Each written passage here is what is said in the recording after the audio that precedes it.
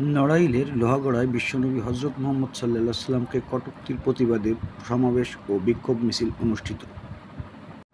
ভারতীয় পুরোহিত রামগিরি মহারাজ কর্তৃক কটূক্তি ও ধর্মীয় অনুভূতিতে আঘাত এবং স্পর্শকাতর বিষয়টি নিয়ে ভারতের বিজেপি নেতা বিধায়ক নীতীশ রান সমর্থন করার প্রতিবাদে এই বিক্ষোভ মিছিল অনুষ্ঠিত হয়েছে।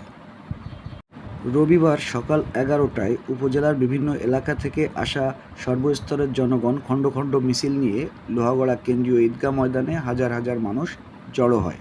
এরপর উলামায়ে কেরাম ও সর্বস্তরের তৌহিদি জনতার ব্যানারে ঈদগাহ ময়দানে থেকে বিশাল এক মিছিল সহকারে পৌর শহরের প্রধান প্রধান সড়ক প্রদক্ষিণ করে লক্ষ্মীপাশা ঢাকা পরিবহন কাউন্টার সংলগ্ন নিউ মার্কেট এসে শেষ হয়।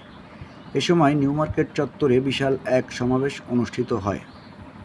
সমাবেশে বক্তব্য রাখেন নড়াইল জেলা ওলামা পরিষদের সভাপতি মুফতি তাজুল ইসলাম, লোহাগড়া উপজেলা জামাতের আমির মাওলানা হাদিউজ্জামান, লোহাগড়া উপজেলা বিএনপির সদস্য সচিব কাজী সুলতানুজ্জামান সেলিম, লোহাগড়া সরকারি পাইলট উচ্চ বিদ্যালয়ের প্রধান শিক্ষক এস.এম. হায়াতুজ্জামান, লোহাগড়া থানার উপপরিদর্শক মোহাম্মদ মাহবুবুর রহমান, নড়াইল জেলা খেলাফত মজলিসের সভাপতি মাওলানা আব্দুল হান্নান, নড়াইল জেলা বাংলাদেশ খেলাফত মজলিসের সাধারণ সম্পাদক মাওলানা সিরাজুল ইসলাম, নড়াইল জেলা খেলাফত মজলিসের সাংগঠনিক সম্পাদক মাওলানা সাফায়েত হুসাইন, লোহাগড়া খেলাফত মজলিসের ও ইমাম পরিষদের সভাপতি মাওলানা হাবিবুর রহমান, লোহাগড়া পৌর জামাতের আমির মাওলানা ইমরান হুসাইন প্রমুখ।